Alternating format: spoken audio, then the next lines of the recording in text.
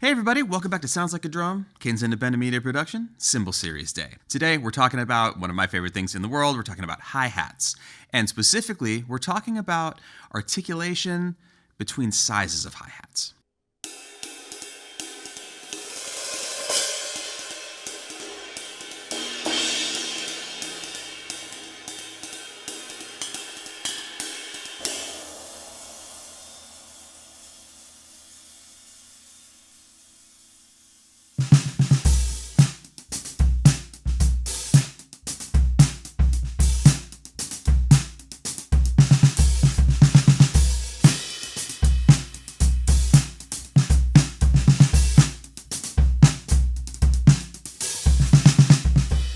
My first set of hi-hats were 13s. I was really used to them. I think they were New Beats way back in the day.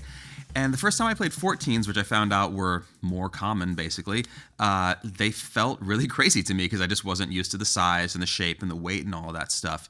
And ever since then, I've kind of been going down a path of wanting to understand when to choose certain hi-hats, but also like, why am I choosing that? Why do I want this sound versus this other sound? Why does it feel so good, to play these ones on this slow tune and these ones on this fast tune? So we're gonna jump into this kind of right away today, starting off with some 12s. They are some Zildjian Prototype 12s, and we're gonna move through a few different sets and kind of talk about like what they're doing for the groove that we're playing.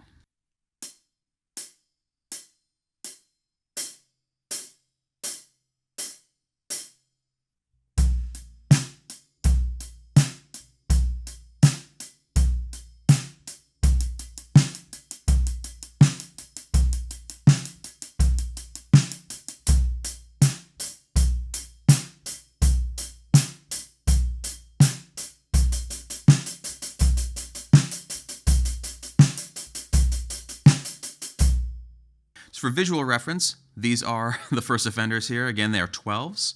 They are Zildjian Prototypes. They have K hammering on them. They remind me kind of like the K light hi-hats, that kind of thing. All right, now before we start talking about that set, I want to get through all three that we're doing today so that we can kind of talk about the differences. So let's move on to the next one. The classic, most people's first set of professional hi-hats, Zildjian New Beats.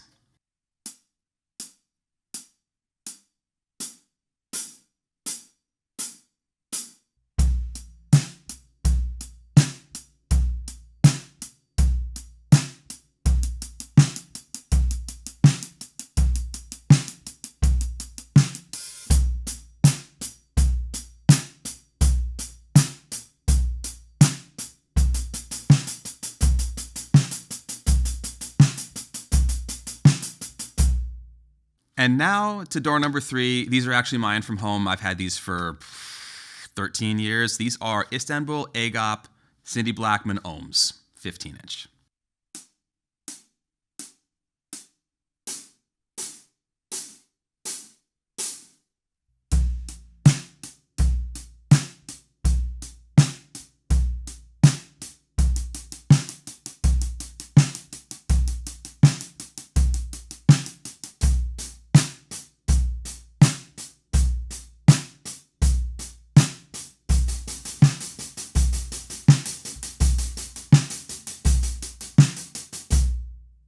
Now, what we wanted to do was do identical kind of single hit tests and then identical grooves so that you can really hear a good comparison of this kind of under the microscope and also start to get into the idea of why maybe you do or don't want to start breaking up the sorts of hi-hats that you use or think about certain hi-hats for certain grooves. It's really important to note that the Venn diagram of hi-hats versus styles and grooves, there's a lot of crossover. I know people who use 12s for jazz. I saw somebody use 10s for jazz. That was a little small. And then there are a lot of rock guys who like jazz hi-hats. There are some jazz guys who like rock hi-hats.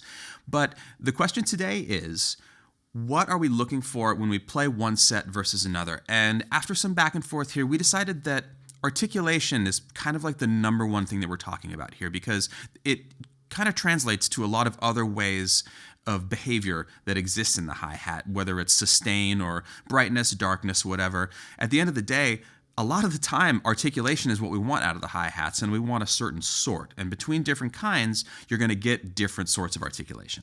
For me, I tend toward darker, larger cymbals for slower tempos or for situations where I just don't want to have so much high end. And then it sort of goes through the sizes till we end up at smaller, brighter ones, maybe for faster music or electronic music, or situations where basically you want as much articulation to cut through the mix as possible, whereas with the darker 15s, everything kind of blends in and becomes part of like one larger sound. This can also translate to mixing and miking situations too, because darker, broader sounds are going to bleed differently into the rest of the microphones than brighter, heavier cymbals and that sort of thing. It can also influence how hard you play, how soft you play, how much you open them up, all of that stuff.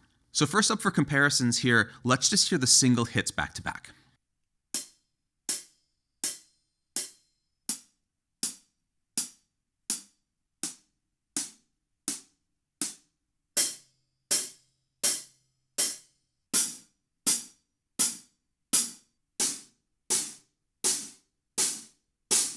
Now let's go ahead and actually back to back the playing portion of this stuff, because when we're dealing with a single tempo, like a medium sort of tempo like this, these choices do influence both the sound we make and also how we attack the cymbals. And you might notice, like as I'm playing, the way I physically approach them is a little bit different because of the weight, the size, and the overall kind of behavior of them.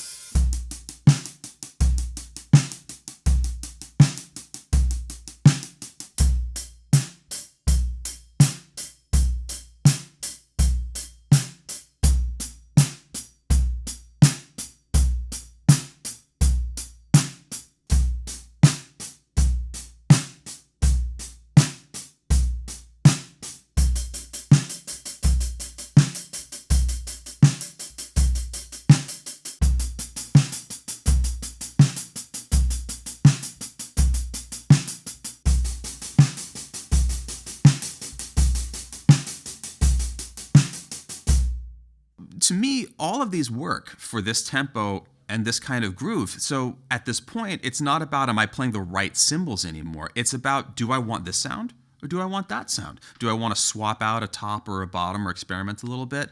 But I'm not feeling like I can't use any of these for this. It becomes a personal choice. The situations where a choice like this is unacceptable, they haven't really come up for me. There are some times where maybe an artist that's paying you is like, I'm not into that sound or something like that. But at the end of the day, if we're in charge of like in our own band, or we're being creative, or if we're just experimenting with sounds, these are all kind of up for grabs. Now, a situation where you're getting to pick because it's up to you and you want to make an artistic choice, but also like a functional choice. To me, there's live situations and there's also recording situations where this can come up, and it pretty much lives in the realm of what is the frequency range around you that is the most saturated. If you're dealing with a lot of really distorted guitars, walls of sound, things like that, smaller hi-hats, brighter hi-hats, it depends. Like, you kind of have to test it out. But I think that the reason why people use New Beats so much and they rely on those is because they are on the bright side, they are on the louder side, and they sort of came up with rock music, so they occupy a place in a mix that makes sense. On the other hand, if you're doing like jungle and drum and bass and you want to be able to open them up really fast and close them really fast, and maybe the hi-hats are the only thing in that frequency range, then the physicality of smaller cymbals starts to become more important. Swinging over the other way, if you do what I do a lot of the time, which is playing quieter singer-songwriter music that involves a lot of acoustic instruments, and you want as much room for the vocal to live and breathe and do what it does, all of a sudden the 15s, even though they're the biggest ones, they're also thin, they're also not super stiff, and they're all really low-pitched. Like, I mean, everything about those cymbals is low-pitched. That to a singer is quieter, regardless of whether it's literally like on a decibel meter quieter. It's out of their way. And so sometimes you need to get through, which maybe you need New Beats for. Sometimes you need to make sure you're not getting through. And then basically you just pick something on the other end of the spectrum.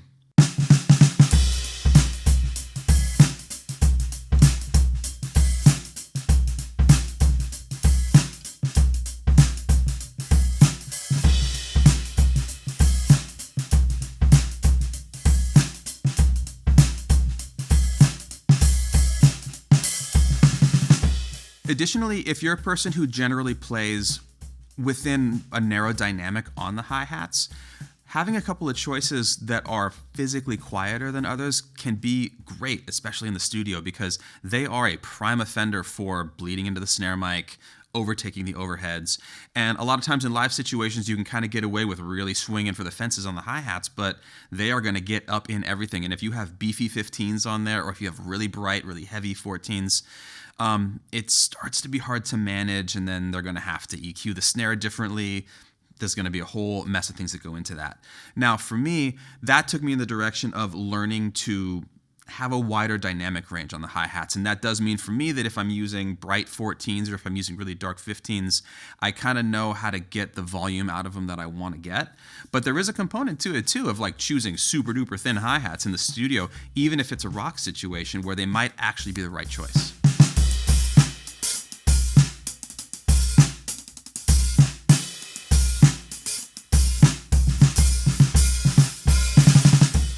As with everything, context is key with all of this stuff, and being able to kind of roll with the punches in those situations too. Even if it's the producer coming at you and saying, try these hi-hats instead, before you get mad, just put them up and try them out. A good drummer friend of mine, who shall remain nameless, has a set of camber, like beginner hi-hats that he always brings to the studio, and always uses in the studio. I've seen them. They record so good. They're okay in the room, but they sound incredible on tape. And if you just looked at those and were like, those are trash, I mean, I never would have known.